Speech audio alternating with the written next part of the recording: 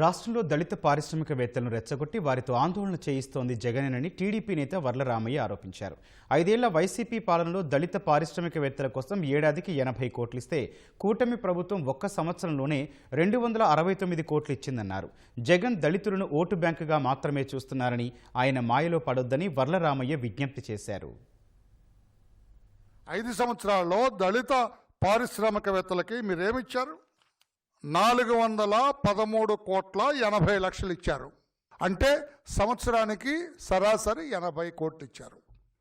ఇప్పుడు కూటమి ప్రభుత్వం వచ్చిన తర్వాత చంద్రబాబు నాయుడు గారి ముఖ్యమంత్రిత్వంలో దళిత పారిశ్రామికవేత్తలకి 267 కోట్ల 69 లక్షలు ఇచ్చారు.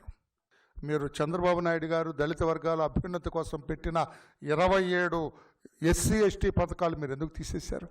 విదేశీ విద్య అభ్యసించటం కోసం 10 లక్షలు 15 లక్షల రూపాయలు ఇచ్చి వాళ్ళని ప్రోత్సహించి వాళ్ళ కాళ్ళ మీద వాళ్ళు నిలబడటానికి చంద్రబాబు గారు దోహదపడితే మీరు ఆ పథకాన్ని ఎందుకు రద్దు చేశారు?